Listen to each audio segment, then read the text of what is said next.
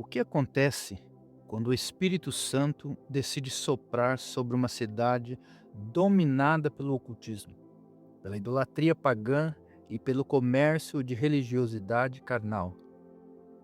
No século I, Éfeso não era apenas a guardiã do pomposo templo da deusa Artemis, mas a capital da magia e das práticas esotéricas do Império Romano. Contudo, quando o apóstolo Paulo pisa naquela metrópole e impõe as mãos sobre um pequeno grupo de discípulos, o Espírito Santo é derramado com poder pentecostal. O resultado não foi um mero entusiasmo passageiro.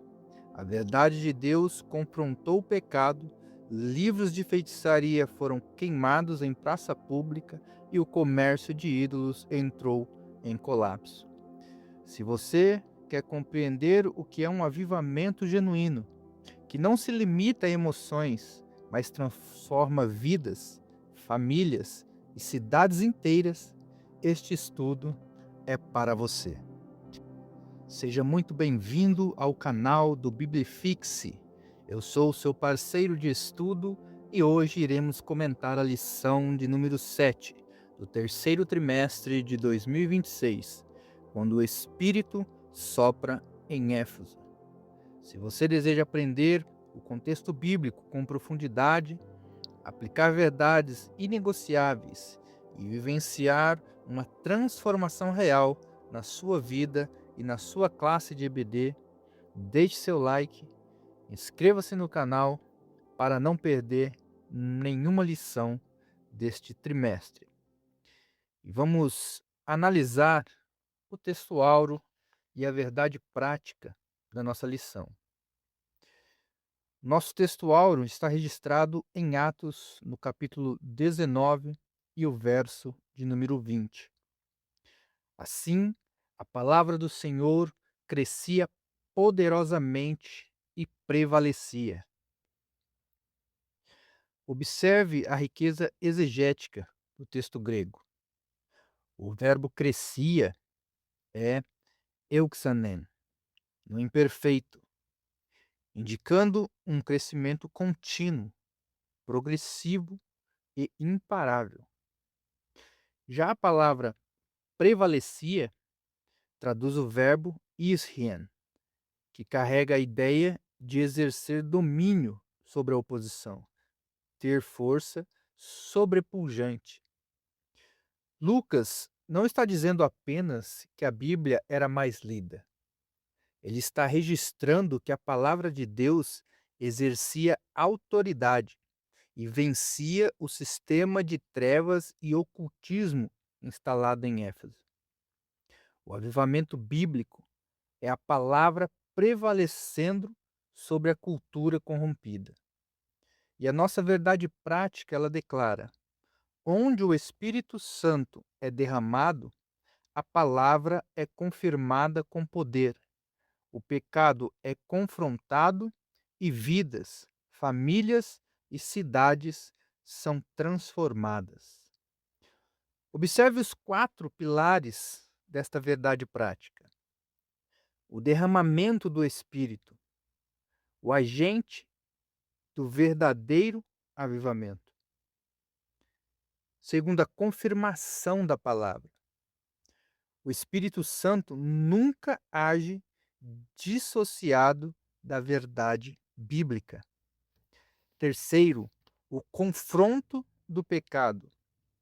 Não existe avivamento genuíno sem convicção de pecado e arrependimento. E quarto, a transformação social. O fruto do avivamento sai de dentro da igreja e alcança as famílias e a vida pública da cidade. Meus irmãos, para que possamos compreender a dimensão da lição 7 dessa semana, precisamos entender de onde saímos e onde estamos pisando agora. Na lição de número 6, nós vimos a suficiência da graça, sustentando o apóstolo Paulo no deserto moral de Corinto, onde a presença de Cristo e a comunhão dos irmãos, ergueram uma igreja no meio da libertinagem. Agora, na lição de número 7, Paulo inicia sua terceira viagem missionária e estabelece o seu quartel-general na cidade de Éfeso, a capital da província romana da Ásia Menor. Se Coríntio era a capital do dinheiro e da devassidão da carne, Éfeso era o centro do ocultismo, da magia e da falsa religiosidade.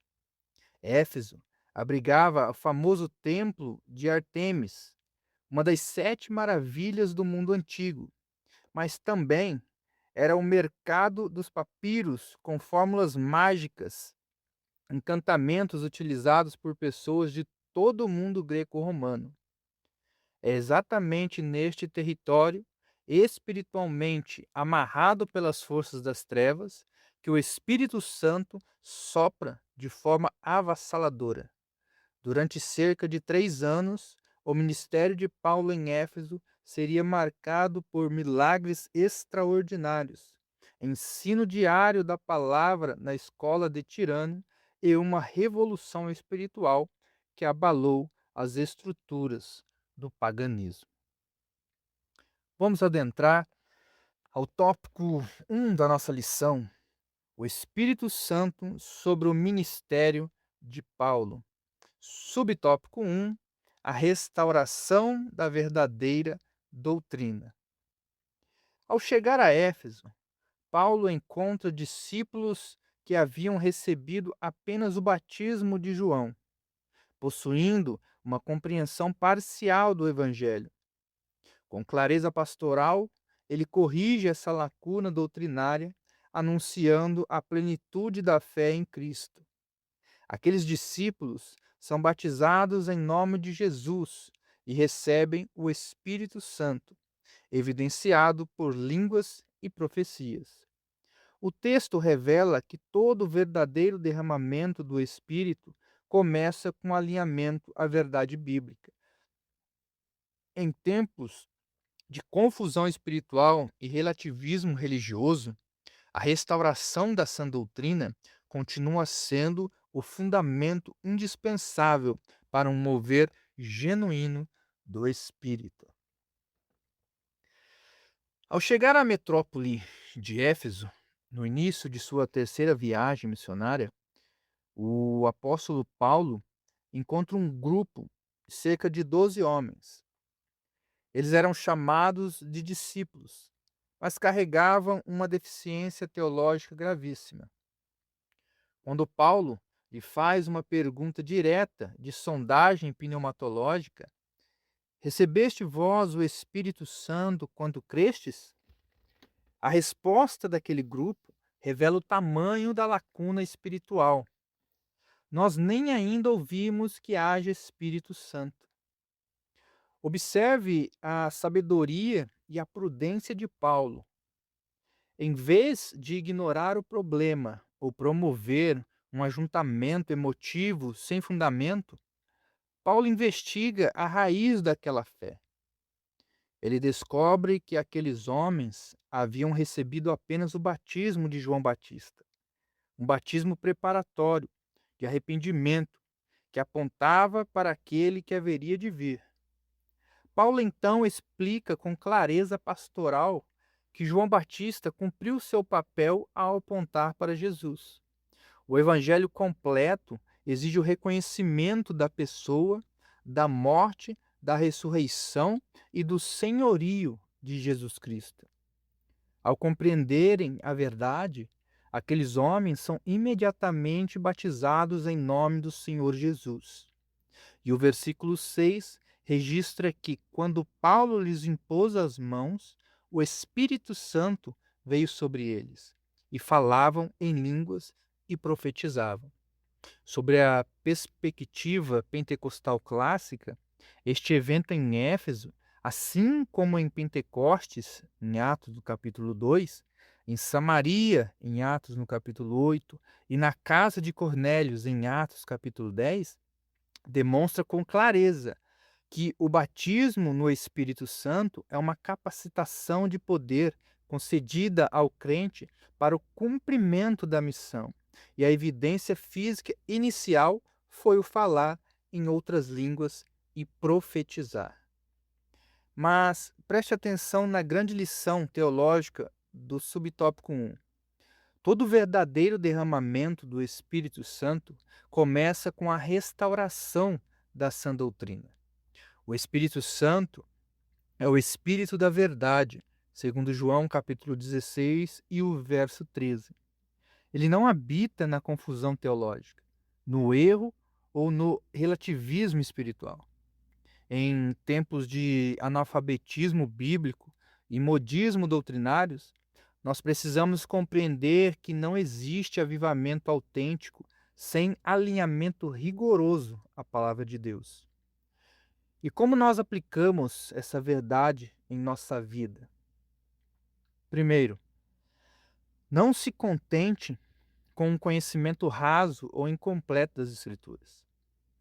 Se há lacunas no seu entendimento sobre a salvação, sobre a pessoa de Cristo ou sobre a obra do Espírito Santo, debruce-se sobre a Bíblia e busque o ensino correto.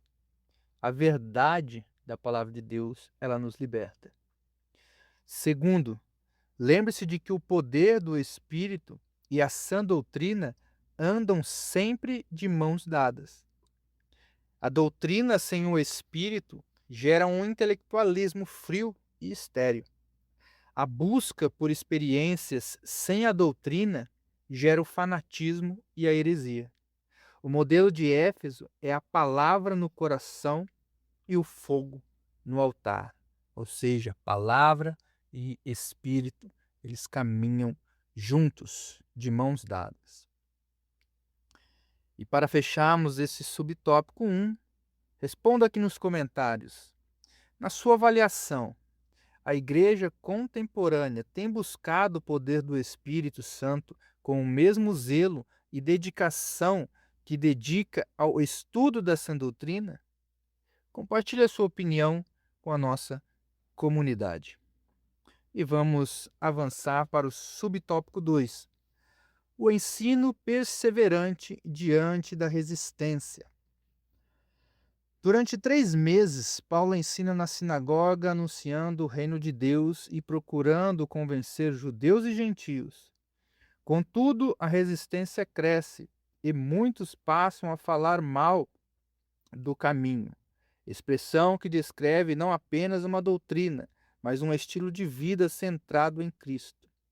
Diante do endurecimento, Paulo se retira e separa os discípulos, mostrando que fidelidade à verdade exige discernimento. Em uma sociedade marcada pela intolerância à fé cristã, o texto ensina que o Espírito conduz a igreja a novos espaços, sem comprometer sua identidade. Após alinhar doutrinariamente e ver o Espírito Santo ser derramado sobre os 12 discípulos em Éfeso, o apóstolo Paulo dirige-se à sinagoga judaica.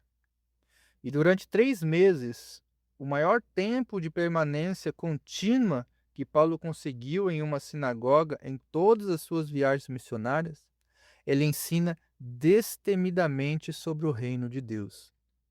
O texto bíblico diz que ele argumentava com ousadia, dialogava e buscava convencer os seus ouvintes com base nas Escrituras. Paulo não impunha sua fé pela força ou pelo grito. Ele apresentava razões sólidas e bíblicas de que Jesus é o Senhor. Contudo, a verdade bíblica exposta com clareza exige uma decisão. E o versículo 9 registra que muitos não apenas recusaram a mensagem, mas endureceram voluntariamente o coração e passaram a difamar publicamente o caminho perante a multidão. Antes de os seguidores de Jesus serem chamados de cristãos, a igreja primitiva era conhecida no livro de Atos como o caminho. Podemos ver lá em Atos, no capítulo 9, versículo 2, e no 19 e o verso 9. O que isso ensina para a nossa vida, que a nossa fé em Cristo não é uma mera teoria acadêmica ou uma religião de rituais dominicais. O cristianismo é um estilo de vida centrado em Jesus Cristo. Ele é o caminho, a verdade e a vida, segundo João 14,6. E observe a atitude madura de Paulo diante do ciúme e da zombaria dos religiosos. O apóstolo não entrou em bate-boca carnal, não promoveu debates agressivos na internet da época e nem tentou se vingar. O texto bíblico diz que Paulo retirou-se da sinagoga e separou os discípulos. Paulo segregou, delimitou uma fronteira para proteger a fé daqueles novos convertidos e procurar um novo espaço para continuar pregando. E como nós aplicamos essa verdade na nossa vida hoje? Primeiro, aprenda a discernir quando a resistência deixou de ser uma dúvida sincera e virou deboche ou dureza de coração. O crente fiel não deve gastar a sua energia em discussões estéreis com quem só quer desacreditar o Evangelho. O Espírito Santo nos chama a ter sabedoria. Preserve a sua saúde espiritual. Guarde os seus irmãos e redirecione as suas forças para onde há fome da palavra de Deus. Segundo, lembre-se de que a Igreja de Cristo não é refém de paredes ou de estruturas religiosas ultrapassadas. Quando a sinagoga se fechou em Éfeso, Deus já estava preparando uma escola laica ao lado, a escola de Tirano, para expandir a palavra por toda a Ásia Menor. A oposição não para o Espírito Santo, ela apenas o faz abrir caminhos mais largos para que a palavra de Deus se propague. E para nós fecharmos o subtópico 2, responda aqui nos comentários. Como você tem reagido diante do preconceito ou das zombarias contra o caminho da fé no seu ambiente de trabalho, escola ou família? Você tem sabido agir com a prudência e a firmeza de Paulo? Compartilhe conosco a sua reflexão. E vamos avançando para o subtópico 3 da nossa lição. Formação sólida que transforma uma região inteira. Na escola de Tirano, Paulo passa a ensinar diariamente, investindo tempo, disciplina e profundidade na formação espiritual dos discípulos. O resultado é extraordinário. Toda a Ásia ouve a palavra do Senhor. O ensino consistente prepara o terreno para milagres, libertação e transformação social. Assim, também hoje, cidades e nações são impactadas quando a igreja alia palavra, espírito e perseverança. Esse mover em Éfeso prepara o cenário para manifestações ainda mais visíveis do poder de Deus. Como veremos no próximo tópico, quando o Evangelho confronta diretamente as forças espirituais que dominavam a cidade. Quando a oposição judaica fechou as portas da sinagoga de Éfeso, o apóstolo Paulo não se intimidou e nem parou seu ministério. O Espírito Santo o guiou a um novo espaço de ensino laico, a escola de Tirano. E é aqui que nós aprendemos o segredo do maior avivamento missionário e doutrinário da história da Ásia Menor. O texto de Atos, no capítulo 19 e o verso 9 e 10, revela que Paulo passou a ensinar diariamente naquela escola, por espaço de 2 anos. Documentos e manuscritos antigos registram que Paulo ensinava ali das 11 da manhã às 4 da tarde, exatamente durante as horas mais quentes do dia, quando o comércio parava para o descanso do almoço na cultura mediterrânea. Imagine a cena. Enquanto a cidade de Éfeso dormia em sua cesta, Paulo e os novos convertidos sacrificavam o seu descanso para se debruçar sobre o ensino das Escrituras. E qual foi o resultado dessa formação bíblica disciplinada, profunda e diária? O versículo de número 10 declara: de tal maneira que todos os que habitavam na Ásia ouviram a palavra do Senhor Jesus, tanto judeus como gregos. Paulo não precisou viajar por todas as cidades da Ásia para evangelizar a região. Ele montou um centro de formação teológico em Éfeso.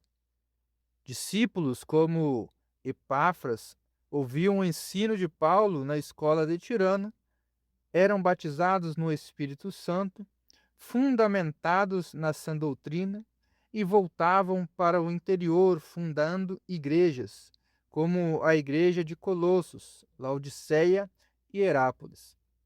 Foi do fogo do Espírito, aliado ao ensino disciplinado na escola de Tirano, que nasceram as 7 igrejas da Ásia descritas no livro de Apocalipse, ou pelo menos, né, foi base para que essas 7 igrejas da Ásia, né, elas fossem fundadas.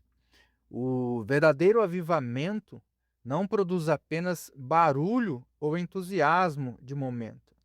Ele produz formação sólida, maturidade e expansão missionária. E como nós, né, aplicamos essa verdade para que nós possamos sair deste vídeo aqui transformados? Primeiro, valorize a escola bíblica dominical e o ensino sistemático da palavra de Deus na sua igreja local. Milagres, curas e libertação são gloriosos, mas o terreno espiritual para a manifestação do poder de Deus é preparado pelo ensino perseverante da Bíblia. A igreja que não estuda a palavra torna-se presa fácil de heresias e infantilidade espiritual. Segundo, entenda que o objetivo da formação teológica não é o orgulho acadêmico, mas a transformação social e o envio missionário. Quando a igreja une palavra, espírito e perseverança, vidas são libertas do ocultismo, famílias são restauradas e a cultura de uma cidade e de uma nação inteira é confrontada pela luz do Evangelho. Para encerrarmos o tópico 1 da nossa lição, comente aqui embaixo. Você tem dedicado tempo e disciplina para se aprofundar no estudo da palavra de Deus?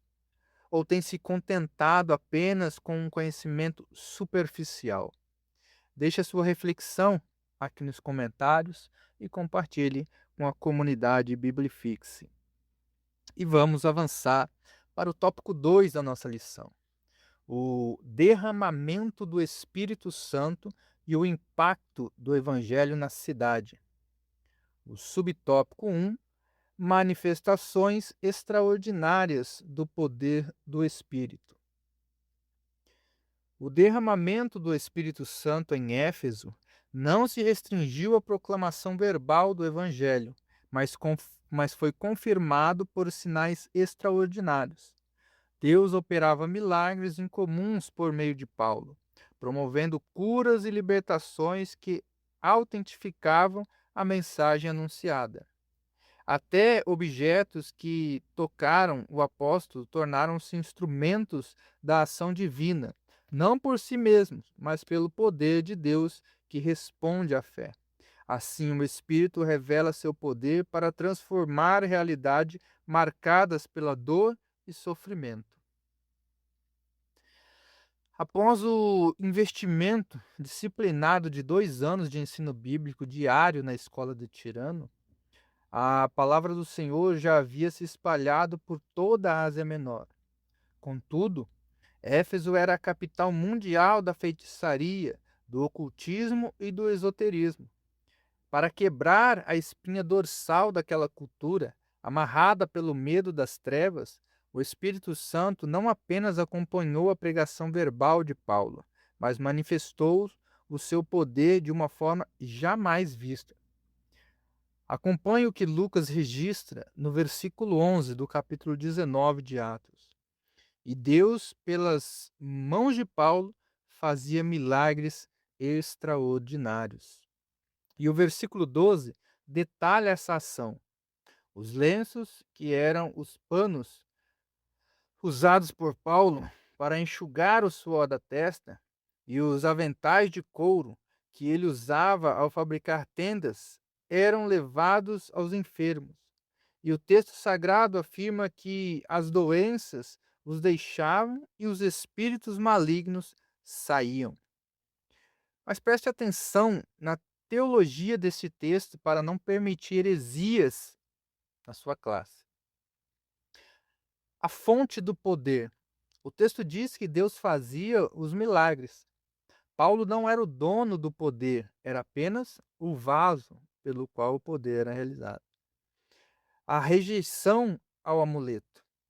Aqueles tecidos não possuíam virtude mágica em si mesmos e jamais foram vendidos ou transformados em comércio da fé. Foi uma condescendência soberana de Deus para alcançar a fé daquelas pessoas no meio de uma cidade acostumada a objetos de feitiçaria. Deus usou aquela linguagem para provar que o nome de Jesus é soberano sobre qualquer magia. E como nós aplicamos essa verdade hoje em nossas vidas? Primeiro, creia que o Espírito Santo continua sendo o Deus de milagres, cura e libertações.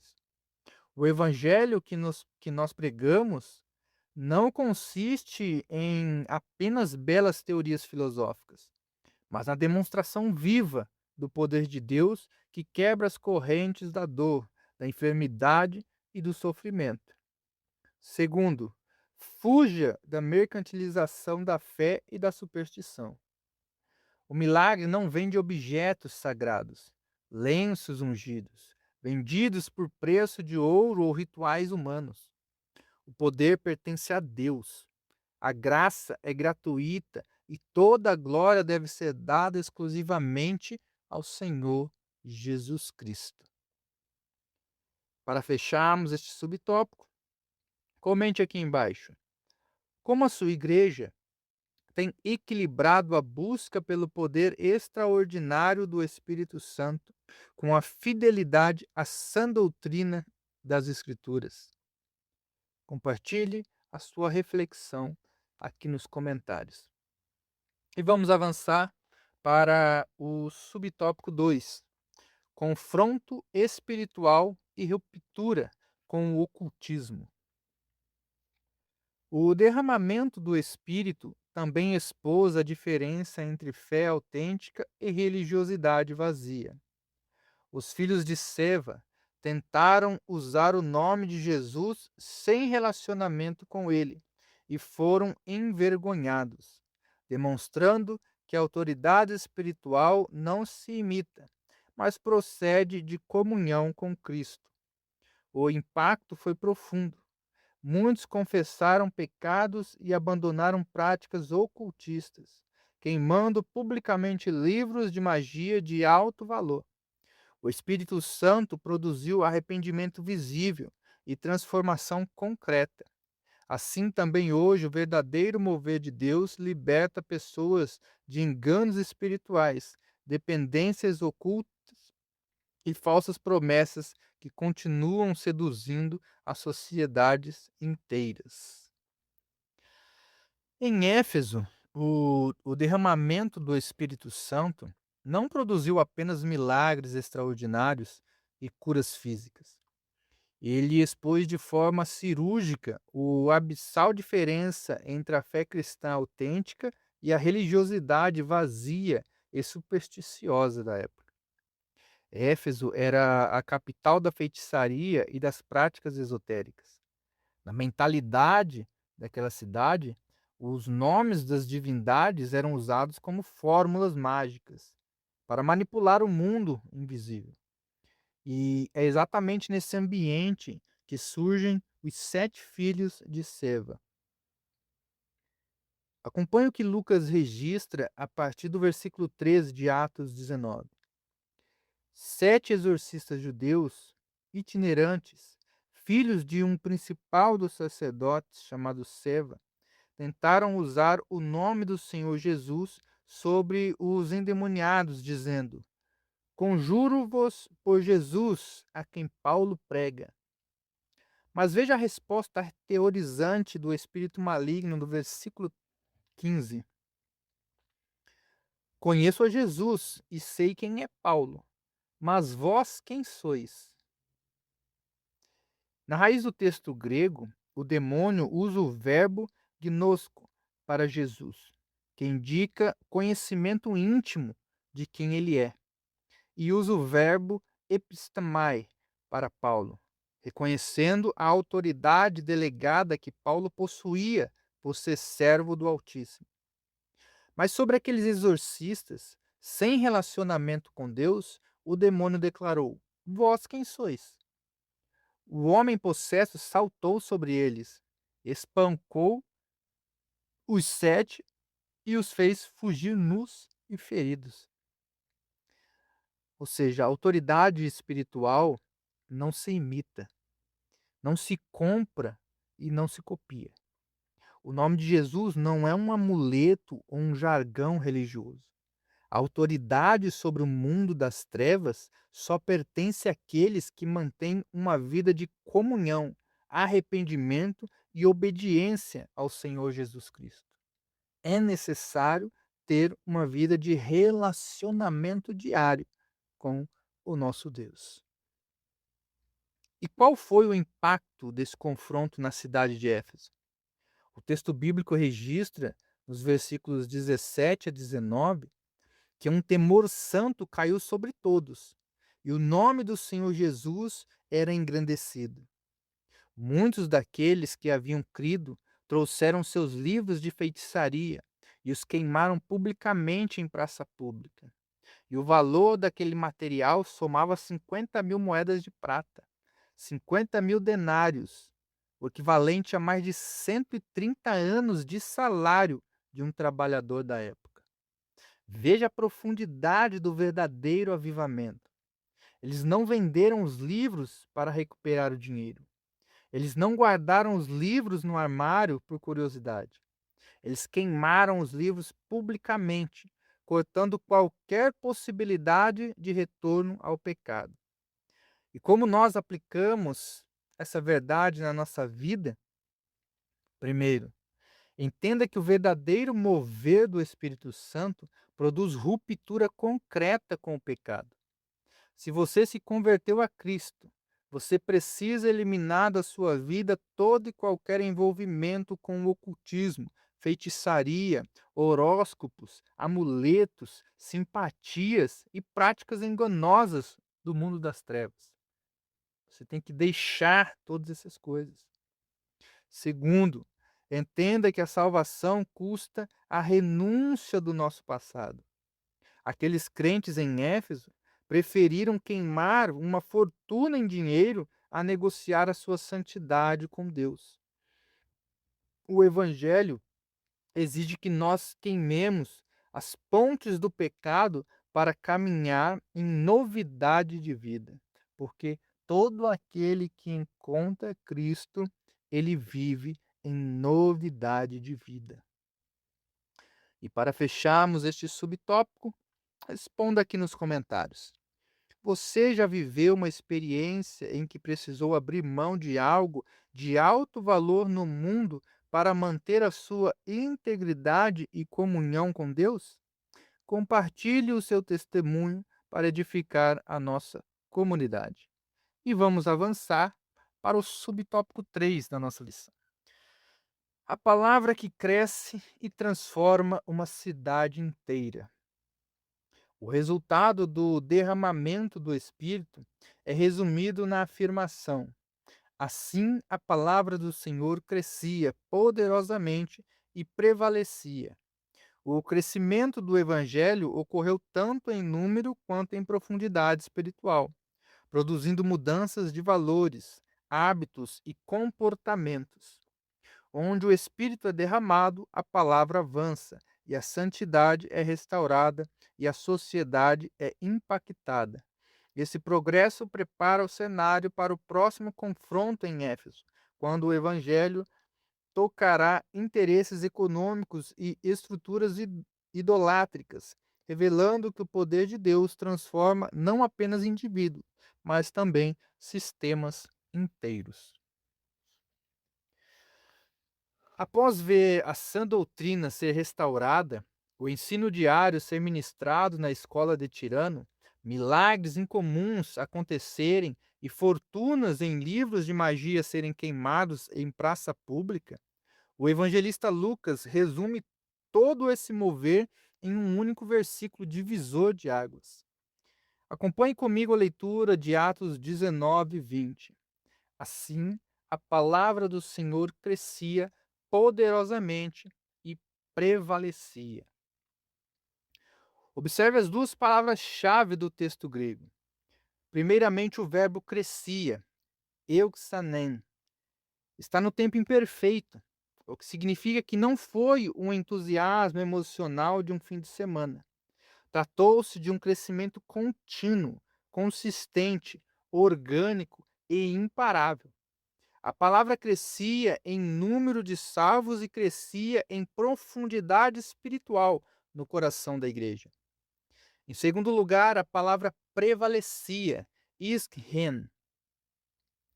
No grego, esse verbo significa ter força sobrepujante, exercer domínio absoluto, vencer toda resistência. A palavra do Senhor prevaleceu sobre a feitiçaria de Éfeso, prevaleceu sobre o culto da deusa Artemis, prevaleceu sobre a falsa religiosidade dos filhos de Seva, prevaleceu sobre o apego ao dinheiro e sobre o império do ocultismo. E veja que detalhe lindo, meus irmãos. Lucas não escreve que a religião crescia ou que a fama de Paulo crescia. Ele registra que a palavra do Senhor crescia.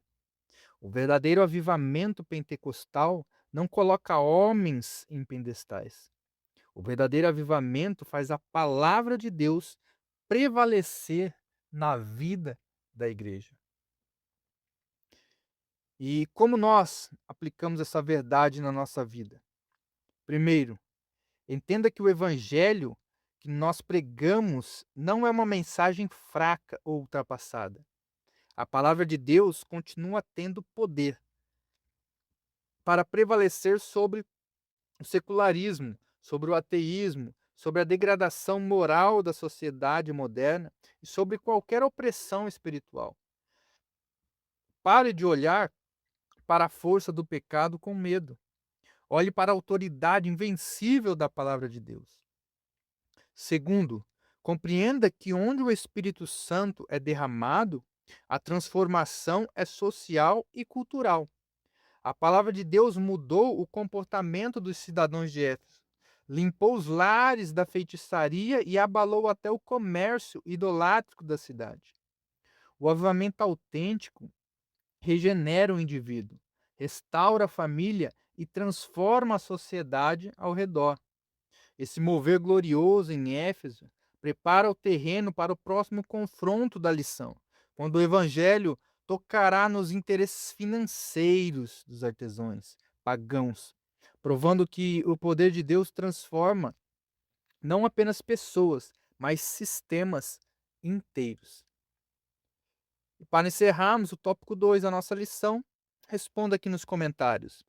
A palavra de Deus tem prevalecido com autoridade absoluta sobre as suas decisões, sobre o seu lar e sobre a sua conduta diária? Deixe suas respostas edificantes nos comentários para compartilhar com a comunidade Biblifix. E vamos avançar para o tópico 3 da nossa lição: a manifestação do poder de Deus entre os gentios. Subtópico 1: o impacto do derramamento do Espírito em uma cidade. Na Escritura, gentios designa os povos que não pertenciam etnicamente a Israel. Em Éfeso, o derramamento do Espírito Santo alcançou uma cidade majoritariamente gentílica, mostrando que Deus transforma não apenas indivíduos, mas realidades coletivas. O mover do Espírito produziu ensino fiel da palavra, arrependimento genuíno e abandono visível do pecado, impactando estruturas culturais e econômicas. O resultado foi santidade, prática, restauração de lares e profundo impacto social. Na linguagem das Escrituras, a palavra gentil refere-se a todos os povos e nações que não pertenciam etnicamente a Israel. Éfeso era uma metrópole essencialmente gentílica, dominada pelo paganismo greco-romano, pela idolatria da deusa Artemis e pelo ocultismo. E o que acontece quando o Espírito Santo é derramado sobre uma cidade gentílica desse porte? O texto de Atos 19 e a teologia das epístolas nos mostram que Deus não transforma apenas indivíduos isolados. O Espírito Santo transforma realidades coletivas. Conecte a narrativa de Atos com a teologia do apóstolo Paulo em Romanos, no capítulo 3 e versículo 29, onde ele pergunta: é porventura Deus somente dos judeus? E não o é também dos gentios? Também dos gentios, certamente. A promessa do derramamento do Espírito Santo anunciada pelo profeta Joel, derramarei o meu Espírito sobre toda a carne, estava se cumprindo em pleno solo pagão. E veja a evidência de um avivamento genuíno. Primeiro, ensino fiel da palavra. As mentes daquele povo foram libertas da cegueira espiritual. Segundo, arrependimento genuíno. Houve quebrantamento e choro pelo pecado, como nos dias de Joel. Terceiro, abandono visível do pecado. A feitiçaria foi queimada, as mentiras foram abandonadas e o nome do Senhor Jesus foi glorificado. O resultado desse mover entre os gentios foi santidade prática na conduta diária, restauração de lares destruídos pela libertinagem e um profundo impacto na cultura, na ética e na economia de uma cidade. E como nós podemos aplicar essa verdade em nossas vidas? Primeiro, entenda que não existe lugar ou pessoa difícil demais para o Espírito Santo transformar. Éfeso era o epicentro do ocultismo e da imoralidade gentílica e tornou-se a sede de uma das igrejas mais gloriosas do Novo Testamento. Não desista de orar e pregar para os filhos, para os familiares, para os vizinhos e amigos que parecem irrecuperáveis. Segundo, compreenda a métrica de um verdadeiro avivamento. O sinal de que o Espírito Santo soprou na sua vida, na sua igreja ou na sua cidade não é apenas o barulho, a emoção ou os dons em uso. É a santidade prática. É o fim das práticas desonestas. É a restauração do casamento. É a transformação da vida comunitária. Onde o Espírito sopra, a vida social é impactada pelo poder do Evangelho. E para fecharmos este subtópico, responda aqui nos comentários. Você tem visto o poder do Evangelho transformar não apenas a vida dos crentes dentro do templo, mas impactar o comportamento das pessoas na sua comunidade e na sua cidade? Compartilhe a sua reflexão conosco. E vamos avançar para o subtópico 2 da nossa lição. Exemplo histórico do derramamento do Espírito Santo. Ao longo da história, Deus tem derramado o seu Espírito em momentos decisivos. No Pentecostes, a igreja nasceu revestida de poder e testemunho. No país de Gales, o avivamento do Espírito produziu conversões e transformação social. Na rua Azusa, o Espírito rompeu barreiras raciais e deu origem ao movimento pentecostal moderno. No Brasil, desde 1910, gerações têm sido marcadas por esse derramamento. Movimentos recentes, como Asbury, em 2023, confirma que Deus ainda cumpre sua promessa de derramar o Espírito sobre toda a carne.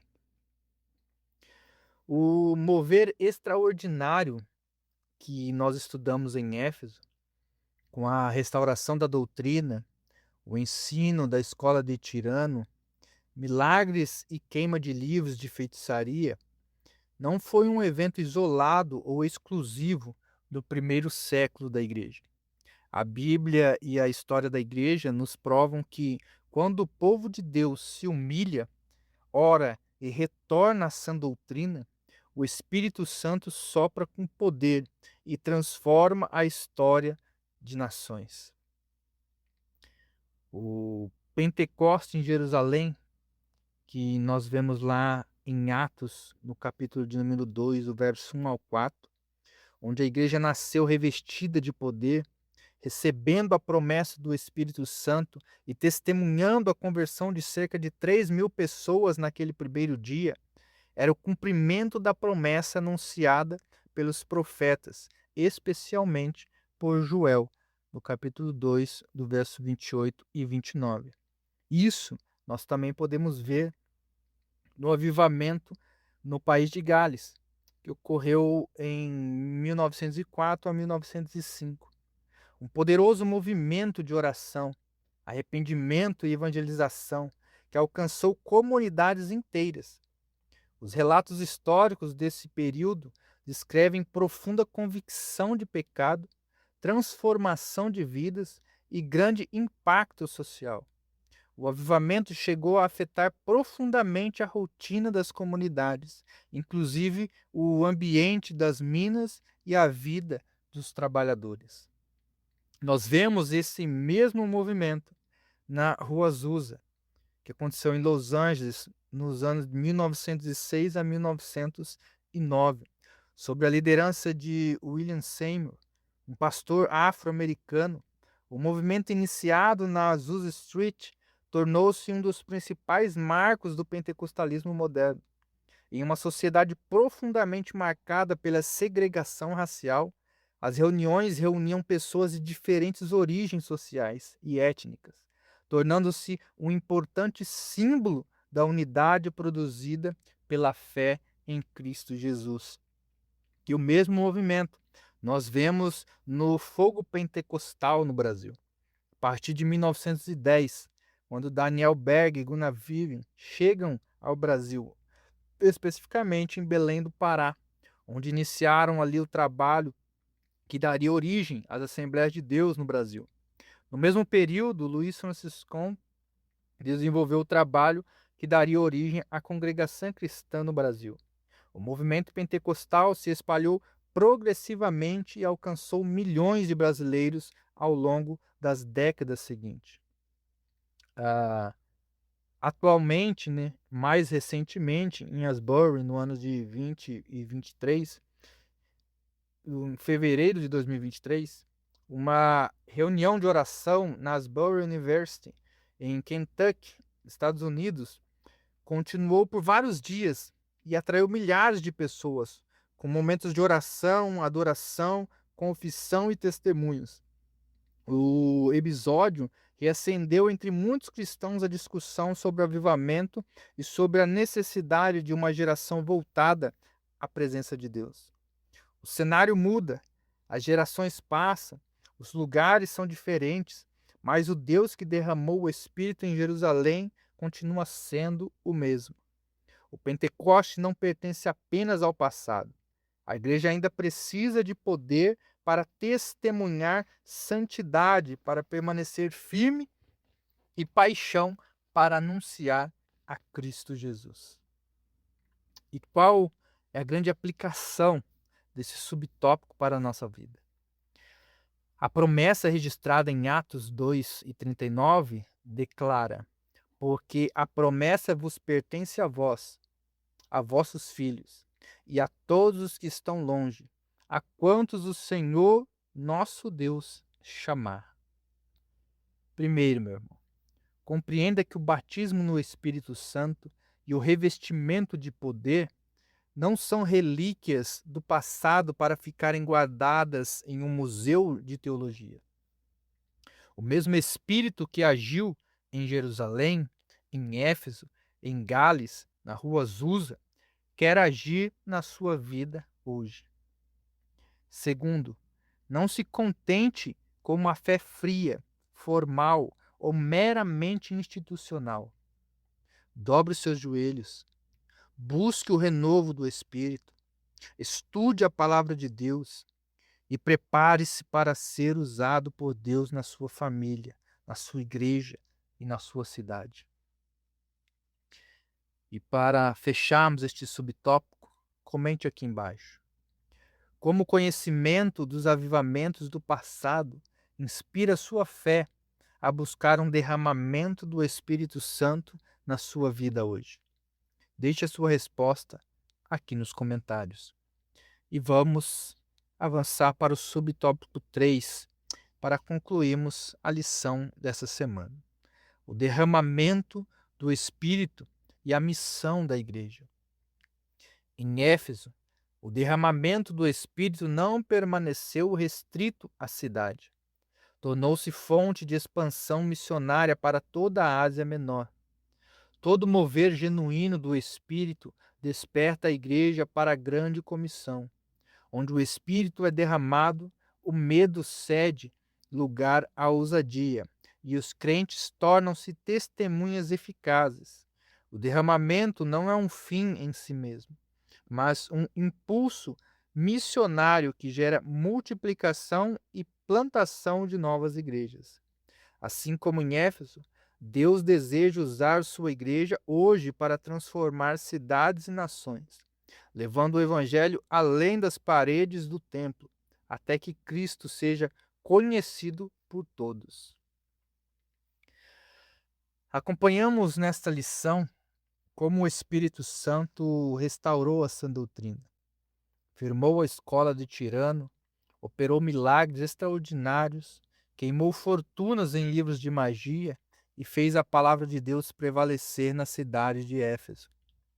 Mas o texto de Atos, no capítulo 19, versículo 10, nos revela algo ainda mais glorioso.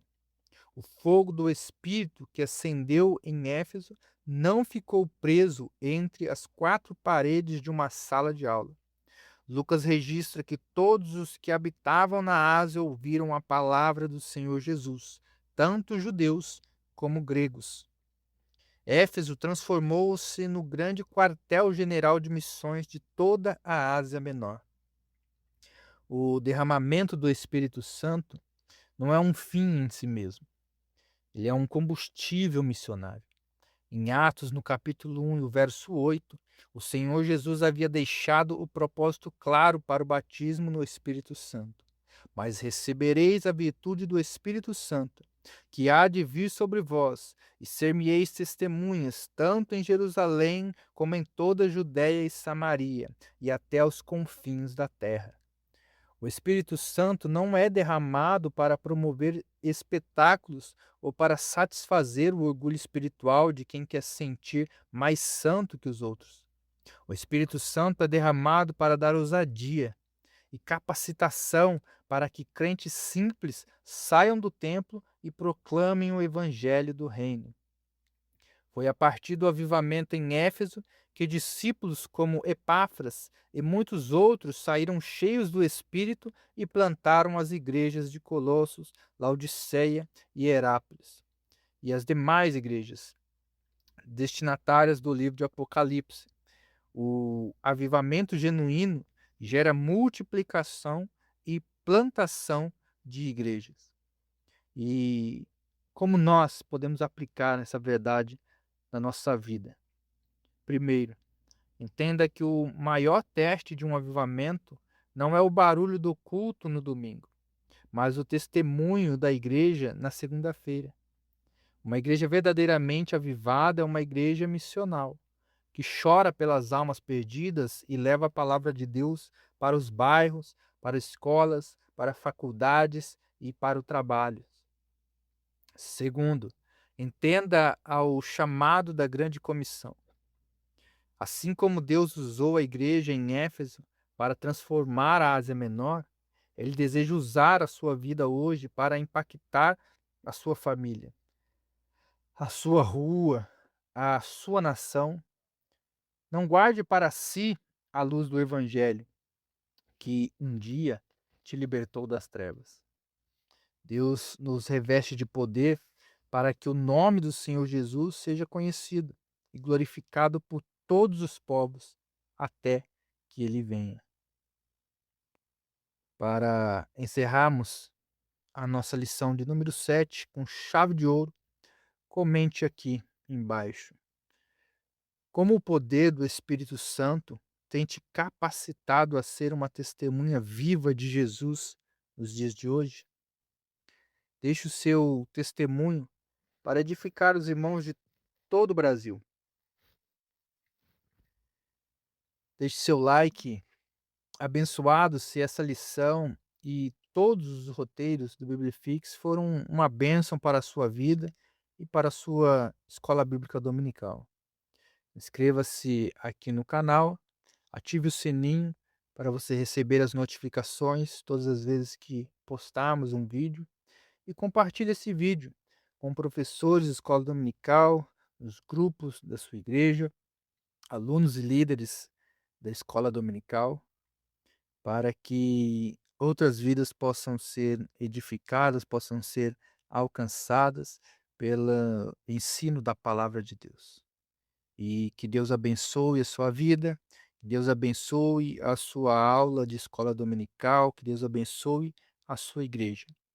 Aprenda, aplique, transforme-se. Até a nossa próxima lição. Deus abençoe a todos.